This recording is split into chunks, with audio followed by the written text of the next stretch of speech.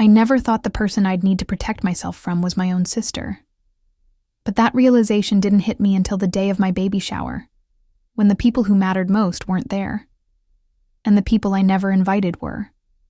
It started small. A weird RSVP here, a text left unanswered there. Sophie, my best friend, was supposed to help Lily plan the shower, but somehow, everything funneled through Lily instead. She thought I'd never notice.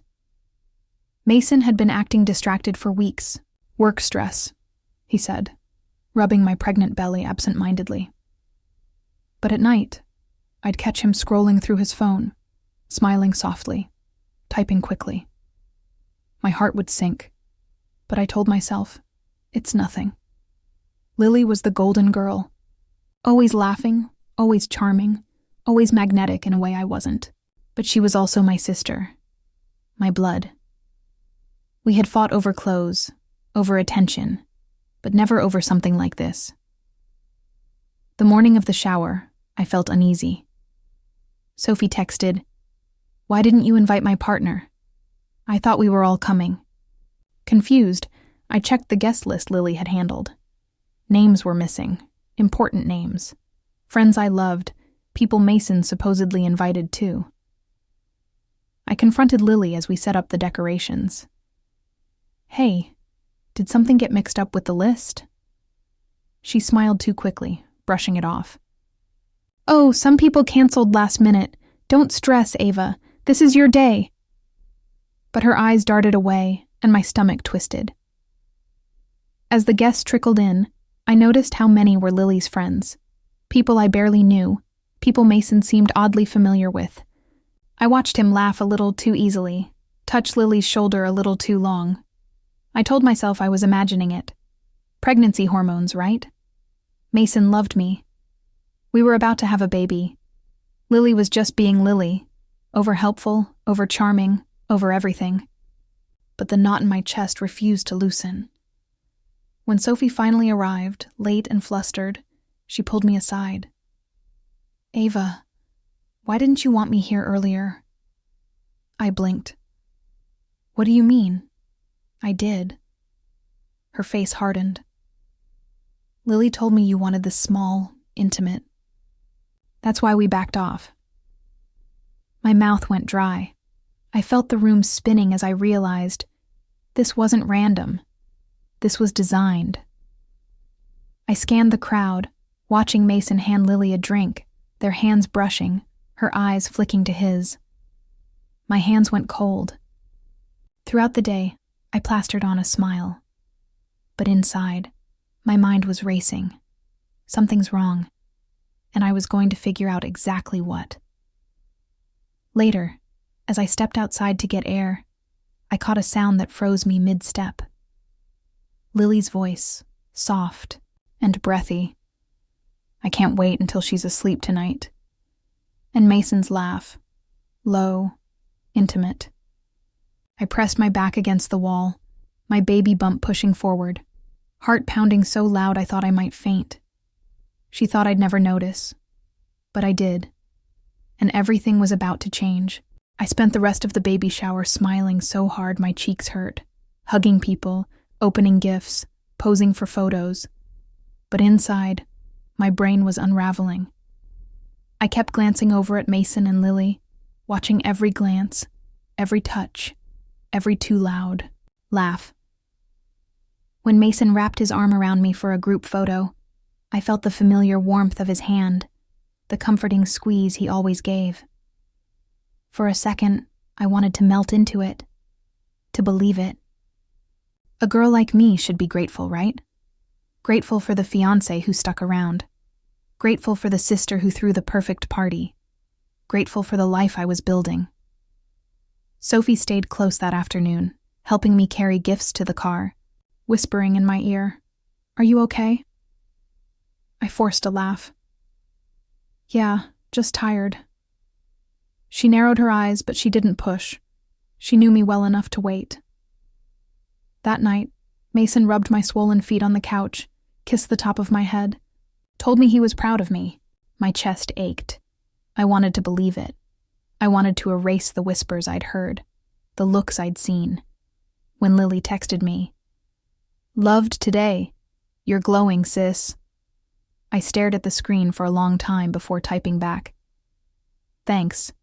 For everything. I'm lucky to have you." My thumb hovered over the send button. Was I lying to her or to myself? I thought about the early days of my relationship with Mason. The late-night talks, the road trips, the promises. Lily had always been supportive, or so I thought. She helped me pick outfits, gave me advice, made me laugh when I doubted myself. But looking back, I started to see the cracks. The way she always positioned herself close to Mason. The little inside jokes they shared. The accidental late-night drinks when I stayed home. How had I missed it? I clung to the hope that maybe I was wrong. That maybe this was just pregnancy, paranoia, hormones making me read into things that weren't there. Mason kissed me, held me, told me he loved me. Lily was my sister, my blood. They wouldn't. Would they? I lay awake in bed, Mason's arm heavy across my waist, feeling the baby kick softly. I closed my eyes, willing the storm in my head to quiet. This was supposed to be the happiest time of my life, but I couldn't stop seeing their faces, their smiles, their hands brushing when they passed each other a glass. The sound of her whispering to him when she thought I wasn't listening. I told myself I was imagining it. I told myself love was enough. But deep down, a crack had opened, and no amount of pretending was going to close it. Over the next week, the doubt began to poison everything. I'd watch Mason unlock his phone and tilt the screen away. I'd catch Lily texting late at night, smiling at something she wouldn't share. Every laugh between them, every casual glance, turned sharp in my chest. Sophie noticed the change in me. "You've been quiet," she said over lunch. I forced a smile. Just tired. But inside, I was screaming. He lied. And she smiled. And I was stuck in the middle, pretending not to see. I started checking Mason's phone when he was in the shower. Nothing obvious. No texts, no calls. But something about his browser history made me pause. Searches for hotels in the city, dinner reservations for 2 on nights. He told me he was working late. One night, I asked him softly, "Are you happy with us?" He pulled me close, kissed my forehead, murmured, "Of course I am, baby. You're everything." But his eyes didn't hold mine for long. He kissed me like a reflex, not a choice. The anxiety grew heavier by the day. My hands shook when I tried to work. My stomach twisted when Mason left the room. I caught myself watching Lily's social media, looking for clues, feeling like a woman unraveling. When I finally confided in Sophie, her face darkened. "Ava, if you think something's going on, you need to find out. Don't let them gaslight you into thinking you're crazy." Her words hit hard, because deep down, I already felt crazy. Lily kept sending sweet texts, offering to help with baby prep, calling me my beautiful big sister. Every message made me flinch. Was she being loving or covering her tracks? Started replaying every moment from the baby shower. The guest list she controlled, the friends she excluded, the conversations she steered. The way Mason had lit up when she entered the room, not when I did. I felt trapped in my own home, surrounded by people I wasn't sure I could trust. I would sit in the nursery at night, folding tiny clothes, trying not to cry. My baby deserved a happy, peaceful mom, but all I felt was tension and dread. Every time Mason touched me, every time Lily hugged me, I wondered, is this real? Or am I the fool at the center of their secret? The more I tried to reassure myself, the more the anxiety dug its claws in. My body might have been glowing with pregnancy, but my heart was hollowing out, piece by piece. I knew I couldn't keep pretending forever. Sooner or later, something was going to snap. And when it did, I wasn't sure which version of me would be left standing. The breaking point came the night Mason suggested we have a small dinner. Just him, me, and Lily. "You two need more sister time," he said with that boyish smile. My stomach tightened. It felt off. But I agreed, hoping maybe it would clear the air. We went to a cozy restaurant downtown, the kind with dim lighting and tiny tables. Lily arrived late, as always, flustered and glowing, sliding into the seat next to Mason. I sat across from them, watching them laugh together like I was the outsider. When Mason excused himself to take a call, Lily leaned in, her perfume wafting over the table. "You're so lucky, Ava," she murmured, eyes glinting. "Mason's such a catch. So devoted." Her words sounded sweet, but her smile felt like a knife. I forced a laugh. "Yeah, we're happy." But inside I was screaming. This wasn't heartbreak. This was betrayal. And I was sitting right across from the woman orchestrating it. Halfway through dinner, Mason's phone lit up on the table. I glanced down, and my blood ran cold. A text from Lily, sent earlier. "Can't stop thinking about last night." My fingers went numb.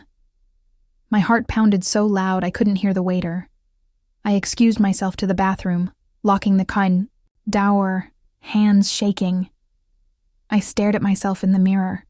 Swollen belly, teary eyes, flushed cheeks. How did I get here? How did I end up loving a man who was betraying me with my own sister? Back at the table, I sat stiffly, barely tasting my food. Mason squeezed my hand. Lily laughed at something, brushing his arm.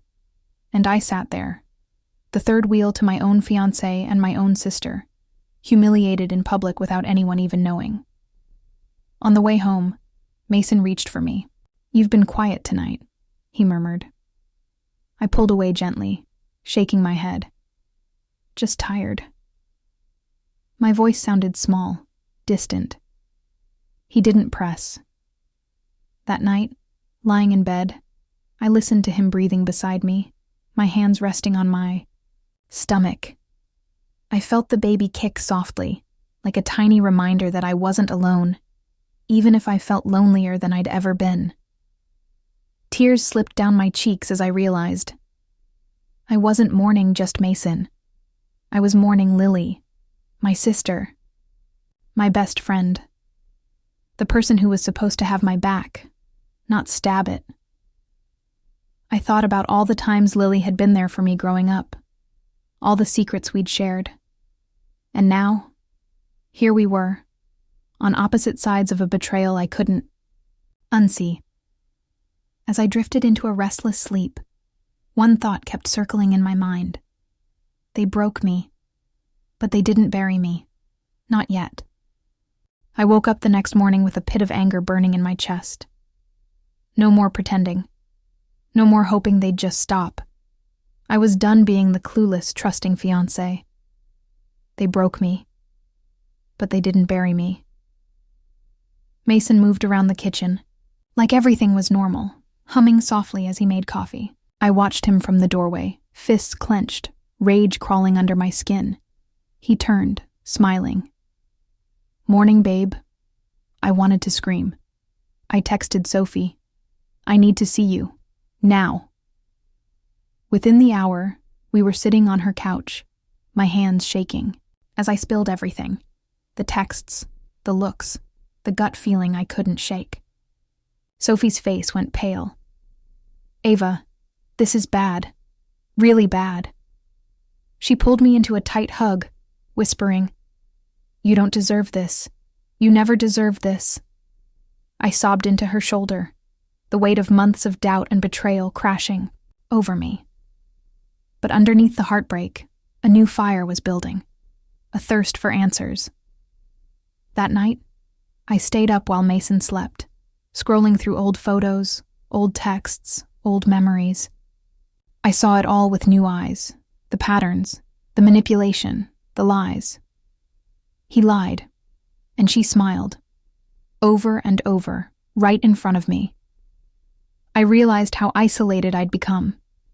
Mason and Lily had slowly edged people out of my life, made me dependent on their little world. It was emotional abuse, quiet and calculated, and I was done being their victim. The next morning, Lily texted, "Brunch tomorrow? Just us girls." My fingers hovered over the keyboard. I typed back, "Sure, can't wait." But my heart was pounding with something cold and sharp. Determination. I wasn't going to confront them screaming. I wasn't going to throw dishes or expose them in public. I was going to be patient. I was going to be smart. I spent the day collecting receipts. Literally, old credit card statements, messages, tagged photos. Every piece of evidence that tied Mason and Lily together. I wasn't sure what I'd do with it yet, but holding the truth made me feel less powerless. Sophie stayed by my side, helping me sort through it all. "You know," she said softly, "this is a power shift. You're not the girl crying in the bathroom anymore. You're the girl planning the next move." That night, as Mason wrapped his arms around me in bed, I lay stiff and silent, staring at the ceiling. I wondered if he felt my body frozen under his touch. I wondered if Lily was texting him goodnight at that exact moment. My heart still hurt. Yes. But now there was something sharper fueling me. I wasn't waiting for them to destroy me anymore. I was preparing to take back control. Because the truth was, they didn't expect me to fight back. They thought I'd stay quiet, small, grateful. But they were about to learn just how wrong they were. I woke up early, heart pounding, brain racing with plans. That was the moment everything changed. I wasn't just the betrayed fiancé or the blindsided sister anymore. I was the woman who was about to expose them both. Over coffee, I watched Mason move around the kitchen, his hair tousled, his smile lazy. I wondered how many mornings he had texted Lily while kissing me goodbye. My stomach twisted, but I kept my face calm. I met Lily for brunch as promised, her eyes lighting up when she saw me. "You look gorgeous, Ava. Pregnancy really suits you." I smiled softly. "Thanks, Lil." But inside, I was cataloging everything. Her mannerisms, her phone lighting up when Mason's name appeared. While she chatted about baby names and nursery colors, I slipped in small questions. "Hey, were you at that dinner Mason went to last week?" She hesitated, just a flicker. "Oh no, I had work." Lie. I tucked it away. Sophie had helped me map out everything. Dates, locations, the overlaps. We weren't just looking for proof of betrayal. We were looking for patterns. And every hour, I was getting closer to the full picture. That night, I went through Mason's laptop while he was in the shower. Emails, messages, calendar invites. My hands shook as I opened one. A hotel reservation under his name. For 2. On a weekend, he'd told me he was visiting family. I sat back, staring at the screen, breathless. They never expected I'd dig this deep. But here I was, uncovering it all. And the deeper I went, the clearer it became. This wasn't an affair. This was a planned betrayal. Sophie and I worked late into the night, piecing together timelines. "It's like a puzzle," she murmured. "Except the picture at the end is going to crush them, not you." I squeezed her hand, grateful beyond words. For the first time in weeks, I felt steady. I wasn't drowning anymore. I was climbing, out of the confusion, out of the gaslighting, into clarity.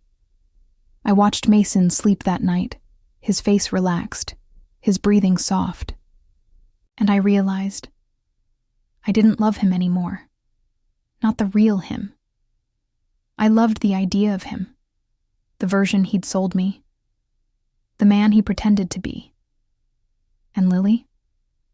She was no longer my sister in the way that mattered. blood might tie us. But trust had severed. Long ago. I just hadn't seen it. I stared at my reflection in the bathroom mirror, placing a hand on my belly. "We're almost there, baby," I whispered. "Almost free." I knew the confrontation was coming. I could feel it building, like a storm, but this time I wasn't scared. I was ready. I planned it carefully. A dinner at home, just the three of us. Mason thought it was a reconciliation gesture. Lily thought it was a sisterly peace offering. I just smiled, because they had no idea. The table was set perfectly, candles glowing, soft music playing. I wore a pale blue dress that hugged my baby bump, a vision of calm. When Mason arrived, he kissed my cheek. "You look beautiful." I smiled. "Thanks, love." Lily arrived soon after, wine in hand, her eyes bright. "Ava, this is so sweet of you." She kissed my cheek too, a sister's kiss, practiced and hollow. My heart thudded once, then settled into a cold, steady beat. Over dinner, they laughed, traded glances, told stories. I watched, sipping water, waiting, letting them feel safe, letting them dig their own grave. When dessert came, I cleared my throat. "I actually have a little surprise," I said softly. Their faces lit up. Mason leaned in. Lily clapped her hands. "A surprise?" I stood, pulling out a small folder, and placing it on the table. Inside, the printed hotel confirmations, screenshots of their texts, copies of photos I'd gathered. Mason's face drained of color. Lily's smile froze. "I know everything," I said quietly. No screaming, no tears. Just truth, laid bare. "I know about the hotels, the texts, the lies. I know you've been sneaking behind my back for months." Mason stammered, "Ava, wait, it's not—" Lily's voice overlapped his. "You're overreacting, it's not what you think." But I raised a hand, silencing them both. "Don't lie. Not anymore." I watched them squirm, watched the panic bloom in their eyes. The power shift was immediate and absolute. I was no longer the betrayed fiancé, no longer the blind sister. I was the woman holding the evidence, the one in control. "I want you both out of my life," I said softly. Mason reached for me. "Baby, please, we can fix this." Lily's voice cracked. "Ava, we're sisters. We can't." But I just smiled. "No, we can't." I had already packed Mason's things. I handed him the bag, my hand steady. "Leave." His shoulders sagged as he realized there was no coming back. Lily's face crumpled, her eyes shiny with tears. But I felt nothing. As the door closed behind them, the silence in the apartment was deafening. I stood there for a long moment, heart pounding, eyes burning. But no tears came. Instead, I walked to the nursery, sat in the rocking chair, and let out a slow, shaking breath. For the first time in months, I felt powerful, not because I had hurt them, but because I had saved myself. The days after they left were quiet, too quiet at first. I'd catch myself reaching for my phone, expecting Mason's texts or Lily's calls. But there was only silence. And honestly, it was the most peaceful silence I'd ever known. Walked through the apartment slowly, noticing the spaces they'd once filled. Mason's sneakers by the door. Gone. Lily's spare makeup bag on my dresser. Gone. What was left was mine. Every inch, every breath, every heartbeat. Sophie came over with flowers and food, wrapping me in a long hug. "You're incredible," she whispered. "You did what most people wouldn't dare." I smiled softly. I just chose myself. I spent the next few weeks focusing on the baby, nesting, preparing, reclaiming my life. I painted the nursery a soft yellow, folded. Tiny clothes hummed lullabies to my belly. It wasn't the future I'd planned, but it was still mine. One afternoon, I got a message from Lily. Just one line. "I'm so sorry, Ava. Please, can we talk?" My chest tightened, but I didn't reply. Some doors don't need to be reopened. Some chapters are meant to stay closed. Mason tried too, of course. A long email about mistakes, regrets, wanting to be there for the baby. But I knew better now. I walked away, with my baby and my dignity. And that was worth more than any apology. I started reconnecting with old friends, people I'd pushed away without realizing it. Slowly, the world widened again. My life expanded beyond Mason, beyond Lily, beyond betrayal. The night before my due date, I sat by the window, feeling the baby kick, watching the moonlight dance across the floor. I thought about the woman I was before, the woman who trusted too easily, loved too blindly. I whispered to her, "We made it through." When labor came, it was intense, overwhelming, but also beautiful. Sophie was there, holding my hand, whispering, "You're so strong, Ava." And I believed her. For the first time in a long time, I truly believed it. Holding my baby in my arms, I felt a rush of love so pure, it eclipsed everything else. Mason, Lily, the betrayal, they were shadows in the past now. What mattered was this tiny, perfect life, breathing softly against my chest. Sometimes people ask if I ever forgave them. I don't know if forgiveness is the right word. I let them go. I let the anger go. And in doing so, I freed myself. I don't need revenge posts or public drama. My victory is quieter, but deeper. I'm still standing. I'm still smiling. And my life is more beautiful, more whole than they ever imagined, because they thought they were stealing something from me. But in the end, I was the one who walked away, stronger, wiser, and fully, unapologetically reborn.